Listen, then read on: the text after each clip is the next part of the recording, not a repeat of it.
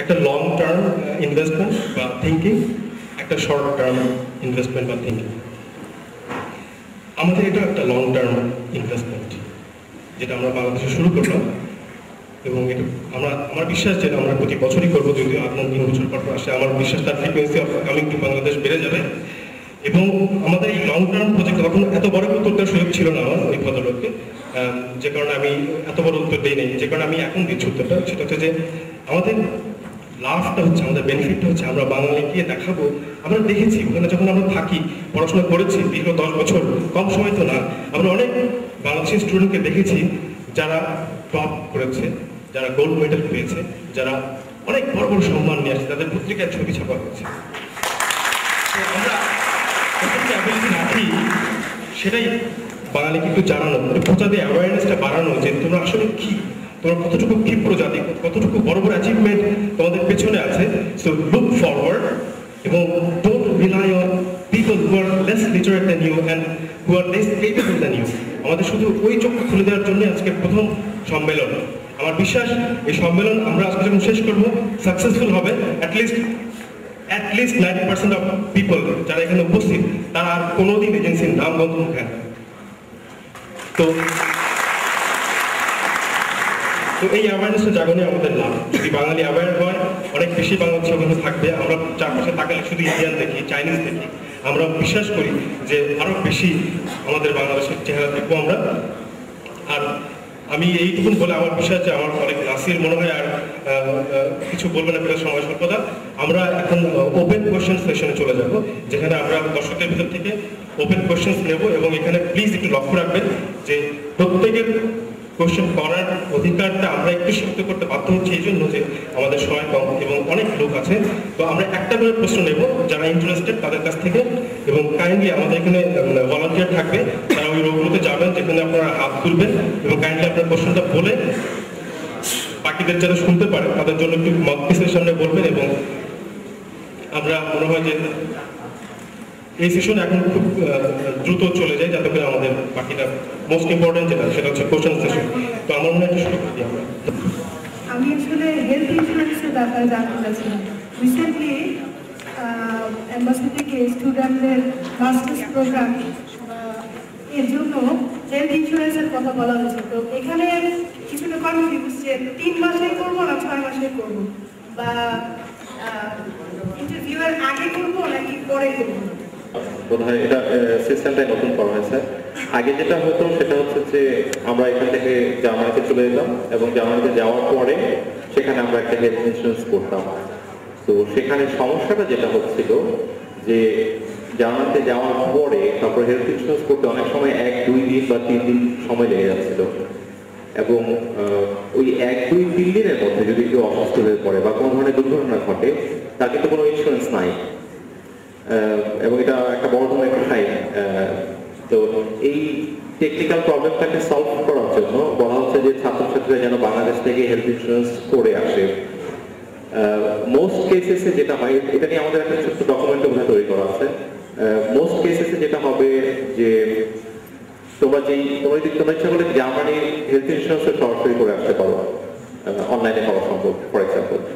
এবং এই হেলথ ইন্স্যুরেন্সটা যদি তোমরা নিয়ে আসো, তারপরে এখানে আসার পর তোমাদের রেসিডেন্স পারমিট হবে, এবং তারপরে যেটা হবে যে তোমরা আগের যে হেলথ ইন্স্যুরেন্সটা করছো সেটাকেই, সেই কন্ট্রাক্টটাকে এক্সটেন্ড করে ফেলা হবে।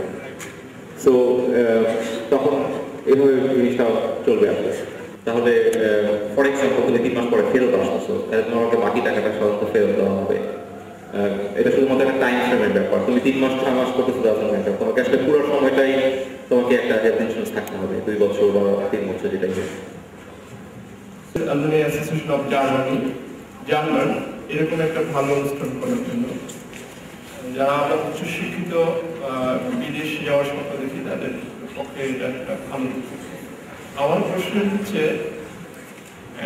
PMS PhD কোর্সের জন্য কোনো এজ লিমিট আছে কিনা, আর which types of job is available for students? It may be graduation, MS or PhD course.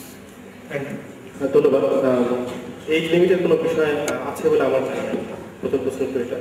আর দ্বিতীয়ত জবস, আফটার গ্র্যাজুয়েশন এক ধরনের জবস হয়, PhD itself is a job, প্রথমে আমাদেরকে ডিটারমিন করতে হবে যে আমরা আসলে আফটার 10 ইয়ার্স আমি নিজেকে কোথায় দেখতে চাই, ইন্ডাস্ট্রিতে নাকি একাডেমিক। আমি ইউনিভার্সিটিতে জব করতে চাই, কোনো রিসার্চ ইনস্টিটিউট লাইক ফ্রাউনহোফার হতে পারে বা ম্যাক্স প্ল্যাঙ্ক হতে পারে, আমি এরকম কোনো ইনস্টিটিউট রিসার্চ করতে চাই, নাকি আমি একটা হার্ডওয়্যার ইন্ডাস্ট্রিতে প্রোডাকশন লেভেলে কাজ করতে চাই, নাকি আমি টিচিংয়ে থাকতে চাই। এই জিনিসটা যদি আমার কাছে ক্লিয়ার থাকে, দেন আমার উত্তরটা হচ্ছে যে এই তিনটা ক্ষেত্রেই, তিনটা সেক্টরেই jobs are there for qualified people, jobs are there. So আপনার মাইন্ডসেটে থাকতে হবে শুরু থেকে, এবং প্রিপারেশনটা ওইভাবে হতে হবে। আপনি যদি খুব রিসার্চ ওরিয়েন্টেড কাজে পড়াশোনায় নিজেকে ইনভলভ করেন, just because you have to go outside and do something, তাহলে যেটা হবে যে, এবং পরবর্তীতে আপনার গোল থেকে ইন্ডাস্ট্রিতে জব করার, then already there is a mismatch. তো আপনার যদি লক্ষ্য থাকে যে আপনি টিচিংয়ে থাকবেন বা গবেষণায় থাকবেন, তাহলে আপনি পিএইচডি করেন, এটা ম্যান্ডেটরি। আর যদি সেরকম গোল না থাকে, তাহলে দেখতে হবে যে ওই ফিল্ডে মাস্টার ডিগ্রির পরে মার্কেটে আপনার অ্যাবজর্ব হওয়ার সম্ভাবনা কতটা, ওটাও ইন্টারনেটে রিসার্চ করলে জানা যাবে কোন ফিল্ডে কী ধরনের জব আছে। Thank you. থ্যাংক ইউ স্যারকে জার্মানি যাওয়ার বিষয়ে গুরুত্বপূর্ণ ইনফরমেশন দেওয়ার জন্য। আমি মোহাম্মদ ফরহাদ হোসেন, আমি খুলনা বিশ্ববিদ্যালয়ে পড়াশোনা করি, খুলনা থেকে আসছি আপনাদের ওয়েবসাইটে রেজিস্ট্রেশনের মাধ্যমে। আমার প্রশ্ন হলো যে জার্মান ল্যাঙ্গুয়েজ শেখার জন্য যে গোথেন ইনস্টিটিউট আছে ধানমন্ডিতে, ঢাকাতে, যেটা চিটাগাংয়ে আছে, খুলনাতে নাই। খুলনাতে জার্মান একাডেমি নামে একটা প্রতিষ্ঠান এই মাত্র কি চালু হচ্ছে জার্মান ভাষা শেখার জন্য।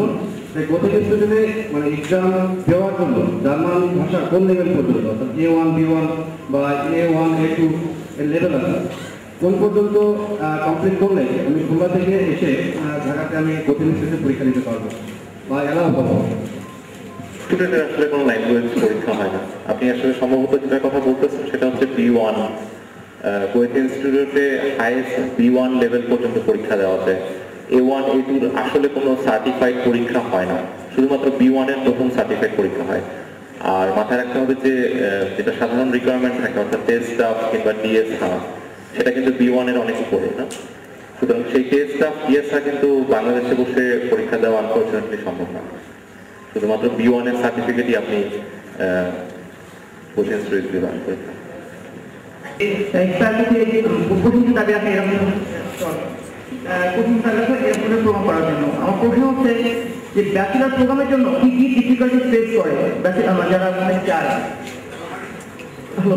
ধন্যবাদ। আসলে তৈরি হয় না, সেটা যে কোনো কারণে হতে পারে, এবং 5%-এরও কম তাদের সাকসেস রেট। ডিফিকাল্টিস অবশ্যই অন্য ন্যাশনের সাথে ইন্টিগ্রেট করে চলা মতো যে মিনিমাম স্মার্টনেস বলবো আমি, বা যে মিনিমাম কমিউনিকেশন লেভেল কিংবা প্রিপারেশন যাকে বলে, যেমন বেশিরভাগ ছেলেমেয়েরা এই ল্যাঙ্গুয়েজ না শিখে যাচ্ছে বা খুব অল্প শিখে যাচ্ছে এবং তারা সেখানে শিখতে পারছে। আমি যদি ঘুরায় বলি, যদি এমন হইতো যে আমাদের দেশের ব্যাচেলার স্টুডেন্টরা HSC-র পরে 2 বছর শুধু ল্যাঙ্গুয়েজ শিখলো আর কোনো কিছু না করে, কোথাও ভর্তি পরীক্ষা না দিয়ে, কোথাও কিছু না দিয়ে, তাহলে হয়তো সেটাকে একটা এক্সেপশনাল ইনভেস্টমেন্ট হিসেবে ধরা যেতে পারে। এবং আমাদের এখানে উদাহরণ আছে যে যারা HSC দেওয়ার পর শুধুমাত্র ল্যাঙ্গুয়েজ শিখছে, 1-2 বছর সময় ব্যয় করছে, তাদের জন্য টোটাল জিনিসটাই কিন্তু অনেক সহজ হয়ে আসবে। তারা ওখানে গিয়ে জব পাবে সহজে, কিংবা তারা ওখানে গিয়ে সেকেন্ড অপশন চুজ করতে পারবে খুব সহজে। তাদের তো সবগুলো অপশন খোলা থাকে। আর যারা ল্যাঙ্গুয়েজ না শিখে যায় তাদের জন্য লাইফটা দেখা যাবে যে প্রথমে খুব বেশি ডিফিকাল্ট, এবং সেটার হার্ডস বেশিরভাগই অতিক্রম করতে পারে না। ল্যাঙ্গুয়েজ কোর্সে কতটুকু কমপ্লিট করে গেলে খুব ভালো হয়? কতটুকু লেভেল A1 অথবা B1 পর্যন্ত? আর সেকেন্ড কোশ্চেন হচ্ছে এখানে যদি একটা কথা বলতে আপনি কি বোঝাতে চেয়েছেন? ধন্যবাদ। আমরা যখন জার্মানিতে যেতাম তখন ব্যাংক স্টেটমেন্ট দেখাতেই হতো, এবং আনফর্চুনেটলি আমাদের ছেলেপেলেরা বেশিরভাগই পারফেক্ট ব্যাংক স্টেটমেন্ট দেখাচ্ছে, যেখানে হয়তো ব্যাংকে 10 কোটি টাকা নিয়েছিল, সেখানে হয়তো সে দেখাচ্ছে না আমার $20 বিলিয়ন অ্যাসেট আছে। তো এরকম ঘটনা প্রকাশ হওয়ার পরে আস্তে আস্তে যেটা হয়েছে যে এই স্টেটমেন্টগুলোকে তারা বিশ্বাস করতেছে না। এখন যেটা করতে হচ্ছে যে 8,000 ইউরো, যেটা অ্যাপ্রক্সিমেটলি 1 বছরের খরচ, সেই টাকাটাকে একটা অ্যাকাউন্টের মধ্যে ফ্রিজ করতে হয়, এবং আনফর্চুনেটলি এই টাকাটাকে টাকাই দিতে হবে। এটাকে কেউ দেখাতে পারবে না, এবং সেই টাকাটাকে আগেই খুব সম্ভবত এখানে ফ্রিজ করা হবে বা জার্মানিতে নিয়ে যাওয়া হবে। তুমি অর্থাৎ জার্মানিতে টাকাটা ব্লক করে রাখা হবে একটা অ্যাকাউন্টে, এবং তোমাকে শুধুমাত্র তুমি মাসে মাসে একটা সার্টেন অ্যামাউন্ট সেখান থেকে তুলতে পারবে। অর্থাৎ ফর এক্সাম্পল 650 খুব সম্ভবত 669 এরকম একটা অ্যামাউন্ট তুমি প্রতি মাসে তুলতে পারবে। অর্থাৎ সেই 8,000 ইউরোটা তুমি জার্মানিতে গিয়ে চট করে তুলতে পারবে না, তোমাকে প্রতি মাসে যেটা প্রতি মাসের যে ভাগটা সেটা তোলা যাবে। এটা হচ্ছে ব্লক অ্যাকাউন্ট, এবং এই সংক্রান্ত একটা জব আছে আমাদের সাইটে, খুব করে দিতে পারবো। এটা বিজনেস অ্যাডমিনিস্ট্রেশনের জন্য প্রবলেম পারফেক্ট হবে। আমি বলতে চাচ্ছি যে যারা এমবিএ করতে যাবে, এমবিএ করার পরে তাদের ক্যারিয়ার পার্সপেক্টিভটা কেমন থাকবে সেখানে, আর কি রকম আপনারা অবস্থা আসতে পারেন সেখানে। অ্যাকচুয়ালি অস্ট্রেলিয়া, কানাডা বা ইউএসএ এখানে আপনার কস্টিংটা অনেক বেশি, সেখানে আমি জার্মানিতে খুব সহজেই এমবিএ করতে পারছি, বাট এমবিএ করার পরে যদি আমি সায়েন্টিফিক যারা কাজ করতেছে তাদের মতো যদি আউটপুট না পাই, তাহলে আমার পুরো প্রচেষ্টাটাই ওই রকমভাবে নষ্ট হয়ে যায়। তো এই জিনিসটা একটু কষ্ট করে বলছেন যে বিজনেস অ্যাডমিনিস্ট্রেশন বা এমবিএ এরকম আপনার ক্যারিয়ার পার্সপেক্টিভ আছে। Thank you. আপনি তো নিশ্চয়ই প্রোগ্রামিং করবেন না, আপনি হয়তো কোনো একটা কোম্পানির বিজনেস ইউনিট রান করবেন, মানে হচ্ছে আপনি হয়তো বিজনেস স্ট্র্যাটেজি তৈরি করবেন। আপনি লোকজনকে বলে দিবেন যে এভাবে কাজ করতে হবে, এভাবে প্রসেস কোয়ালিটি মেনটেন করতে হবে, ইত্যাদি ইত্যাদি। পয়েন্টটা হচ্ছে খুব সিম্পল। ইঞ্জিনিয়ারিং এবং টেকনোলজিক্যাল বা টেকনিক্যাল যে সাইটগুলো, সেখানে একজন প্রোগ্রামার হয়তো কোনো একটা চিপায় বসে সারাদিন কম্পিউটারে প্রোগ্রাম করতেছে, তাকে 10 জনের সাথে কমিউনিকেট করা তার জন্য প্রয়োজন নাই। কিন্তু যে এমবিএ করে যে বিজনেস রান করতে চাবে, তার দুইটা জিনিসের প্রয়োজন। এক নম্বর হচ্ছে তার ল্যাঙ্গুয়েজ এফিসিয়েন্সি লাগবে, এবং সেকেন্ড যেটা আরো বেশি ইম্পর্টেন্ট সেটা হচ্ছে তার মিনিমাম কমান্ড লাগবে। না, আমি আপনার আন্ডারে বাংলাদেশিরা কাজ করবে না, আপনার আন্ডারে জার্মানরা কাজ করবে। সো আপনার মিনিমাম লেভেল অফ কমান্ডিং থাকতে হবে। প্রশ্নটার উত্তর হচ্ছে জার্মানিতে এমবিএ জবের কোনো অভাব নেই, কমার্স সাইডে জবের কোনো অভাব নাই, এবং আমি যতদূর জানি যে MBA is much better paid than engineers, much better paid. Banking সেক্টরে 100,000 ইউরো স্যালারি খুব অসম্ভব কিছু না। কিন্তু ওয়ান্স অ্যাগেন পয়েন্টটা হচ্ছে আপনার সেই লেভেলের কমিউনিকেশন স্কিল থাকতে হবে যেটা আপনি বিল্ড আপ করতে চেষ্টা করতে পারেন, এবং সেকেন্ড হচ্ছে কমান্ড, অর্থাৎ আপনাকে অতটুকু কনফিডেন্ট হতে হবে যে আপনি লোকাল জার্মানদেরকেও কমান্ড করতে পারেন।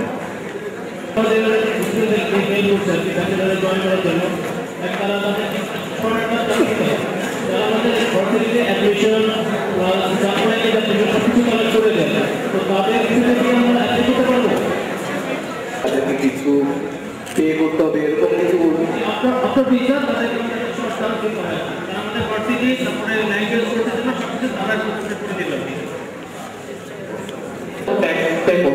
কিন্তু স্টুডেন্ট লাইফের সময় যে সময়টা আপনি কাটাচ্ছেন সেই সময়টা অর্ধেক কম হবে বা সর্বোচ্চ 2 বছর। এটা অর্থাৎ টোটাল স্টুডেন্ট সময় হাফ প্লাস আপনার যে অঙ্কটা আপনি জব করছেন সেটা মিলিয়ে 60 মান্থ হতে হবে, তারপরে আপনি অ্যাপ্লাই করতে পারেন পার্মানেন্ট রেসিডেন্সিপের জন্য। আর যদি সরাসরি আপনি কোনো জব করতে চান সেক্ষেত্রে ব্লু কার্ডটা শুরু হয়েছে অগাস্ট 2013 থেকে, সেটা রিকোয়ারমেন্টটা বিভিন্ন, এবং ইনস্ট্যান্টলি আপনি একটা সার্টেন অ্যামাউন্ট অফ স্যালারি যদি পান তাহলে অ্যাপ্লাই করতে পারেন। ধন্যবাদ। সরাসরি কোনো উচ্চতর কোনো ইউনিভার্সিটিতে পিএইচডি করার জন্য যেতে পারবো কিনা, অনেক ক্ষেত্রে যেমন পিএইচডি করার জন্য আমি মাস্টার্স করতে হয় অথবা এমফিল করতে, সেটা কি নেসেসারি, আর আমি সরাসরি পিএইচডিতে ভর্তি হতে পারবো কিনা? Thank you. তার রিকোয়ারমেন্টটা জানতে হবে, কারণ পিএইচডি অ্যাডমিশনটা, যেটা আসলে অ্যাডমিশন ঠিক ওইভাবে বলা যায় না, সেটা হচ্ছে অ্যাডমিশন অফিসের মাধ্যমে অনেক সময় যায় না, সরাসরি প্রফেসর রিক্রুট করে আন্ডার সাম প্রজেক্ট, ইউরোপিয়ান ফান্ডের অথবা জার্মান ন্যাশনাল রিসার্চ কাউন্সিল ফান্ডের প্রজেক্টগুলো থাকে। তো সেই ক্ষেত্রে প্রফেসর আপনাকে অ্যাসেস করতে পারে ডাইরেক্টলি যে আপনার রিকোয়ারমেন্ট কি আরো এমফিল করতে হবে, কত একটা কোর্স অ্যাডিশনাল করতে হবে কিনা, বাট আপনি অ্যাপ্লাই করার জন্য eligible having masters from here. Thank you. Non paid PhD, যেটা নন পেইড পিএইচডি সেটার জন্য সরাসরি ইন্টারন্যাশনাল অফিসে অ্যাপ্লিকেশন পাঠানো যেতে পারে মাস্টার্স ডিগ্রি সহ, এবং যারা আসলে নিজের খরচে পিএইচডি করতে চায় তাদের জন্য আসলে অ্যাডমিশনটা খুব কঠিন না। আমার মনে হয় নাসির যে পয়েন্টটা বলছে সেটা হচ্ছে আসলে যারা পেইড পিএইচডি পেতে চায়, এবং পেইড পিএইচডির ক্ষেত্রে প্রফেসররা দেখবে যে এক্স্যাক্টলি তার রিসার্চ প্রপোজাল কি এবং তার প্রজেক্টের সাথে ম্যাচ করে কিনা। আমি শুধু এক্সপিরিয়েন্স থেকে বলতে পারি যে জার্মানরা প্রেফার করে যে তাদের দেশে একটা মাস্টার্স ডিগ্রি করা আছে। সরাসরি পিএইচডি উদাহরণও আছে, তবে আমার মনে হয় সংখ্যাটা খুব বেশি না, এক্সেপশনাল। এই ব্যাপারটাকে কিন্তু আপেক্ষিকভাবে দেখতে হবে, শুধু সস্তা হলেই দেশে যেতে হবে নট নেসেসারি। আসসালামু আলাইকুম। জার্মান ল্যাঙ্গুয়েজের যদি আমি ভিসা নিয়ে আসি, সেই ভিসা দিয়ে কি আমি মাস্টার্সে ইউনিভার্সিটিতে? আচ্ছা, আমি প্রশ্নটার উত্তর দিই, কারণ আমার জানা মতে গত 10-11 বছরের ইতিহাসে জার্মানিতে আমি একমাত্র যে জার্মানে মাস্টার্স করাটা খুবই খুবই কষ্টসাধ্য এবং তার জন্য বড় ধরনের মোটিভেশন।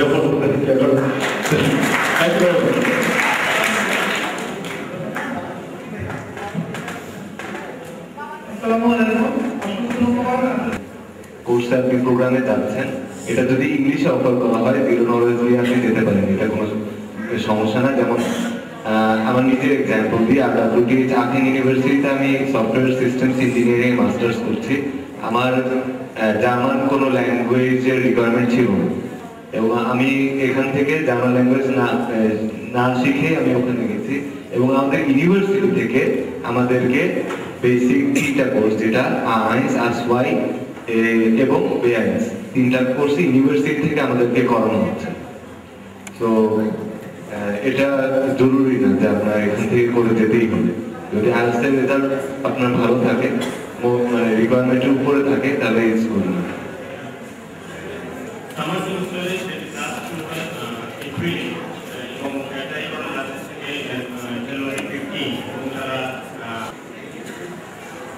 রিলেটিভ থাকে তাহলে সে আমাকে কিভাবে করতে পারে বা কতটুকু করতে পারে। আর ভিসা প্রসেসিং বলতে এবং ব্যাচেলর ডিগ্রি এবং বিবিএ করার জন্য কত খরচ আসতে হবে?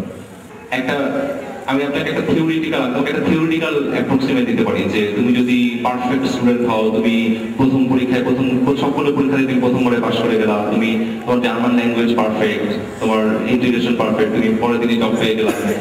এরকম করলে হয়তো যেটা হতে পারে তোমার আসলে 1 পয়সা খরচ লাগবে না। তুমি যতটুকু তুমি জব করতে পারবা ব্যাচেলার থাকা অবস্থাতে, যেহেতু তোমার কোনো টিউশন ফি নাই, সেহেতু তুমি আসলে তোমার যে লিভিং কস্ট সেটা সেই খরচটা তুলে ফেলার জন্য 30-40 ঘন্টা সপ্তাহে মাসে কাজ করলে ঠিক আছে। তো তার মানে হচ্ছে যে তুমি আসলে যদি তুমি প্রিপেয়ার থাকো, আমরা যে পয়েন্টগুলি আমি মেনশন করছি, যে সেই পয়েন্টগুলি যদি তোমার ঠিক মতো আগে প্রিপারেশন নেওয়া থাকে, তাহলে ব্যাচেলার্স মাস্টার্স যে কোনো কোর্সই তুমি সুপার প্রসপেক্ট অ্যাকচুয়ালি, বা কোর্সে যেটাই বলেন সবগুলোতে একটা অটোমোটিভের জন্য আপনার সফটওয়্যার ইঞ্জিনিয়ার খুবই হাইলি ডিমান্ডেড। লাইক একটা গাড়ির এমবেডেড সিস্টেমস তৈরি করার জন্য সফটওয়্যার ইঞ্জিনিয়ার লাগে। সো আপনার প্রসপেক্ট অনেক হাই। চাই যে তোমরা এই বিএসএ যে উদ্যোগ নিশ্চয়ই করতে পারো। সবাইকে রিকোয়েস্ট করবো ফোরামের রেগুলেশনটা আগে পড়ে দেখতে। দর্শক, আপনারা দেখতে পারলেন যে খুব অত্যন্ত জাঁকজমকভাবে সবার খুব সহযোগিতামূলক পরিবেশে আমরা একটা অনুষ্ঠান শেষ করলাম। আমাদের যারা ভিজিটর যারা এসেছিলেন তারা এখন অনুষ্ঠান শেষে বের হয়ে যাচ্ছেন, আমরা তাদের মতামত শুনবো। ভাই, একটু বলবেন যে কেমন লাগলো আপনার কাছে? কোর্স অনেক ভালো প্রোগ্রাম করছে। হ্যাঁ, অফকোর্স, মানে অনেক ভালো একটা জার্মানি যাওয়ার জন্য সবাইকে মানে অনেক এফিসিয়েন্ট এবং ইম্পর্টেন্ট একটা ফোরাম, যেটা আমাদের জন্য অনেক উপকার দিবে এবং আমাদের যারা যাব জার্মানিতে, মানে এটা থেকে আমরা লট অফ ইনফরমেশন পাইছি, তার জন্য অনেক ধন্যবাদ। I hope this is to continue the next year or next other times. And this is the most efficient for ours. That is fully helpful. অবশ্যই আমরা চেষ্টা করব ভবিষ্যতে আরো কন্টিনিউ করতে। আমাদের উৎসাহের মাত্রা অনেক বাড়াই দিচ্ছে প্রোগ্রামটা, আমাদের অনেক ভালো লাগতেছে, আমরা অনেক ইনফরমেশন পাইছি যেটা আমাদের প্রয়োজন ছিল। ধন্যবাদ। কিন্তু কোর্স অনেক লিমিটেশন আছে, তারপর প্রোগ্রামটা অল ইন অল আমাদের জন্য অনেক হেল্পফুল হয়েছে। আমরা অনেক থ্যাঙ্কফুল আপনার গ্রুপের কাছে। অনেক ধন্যবাদ।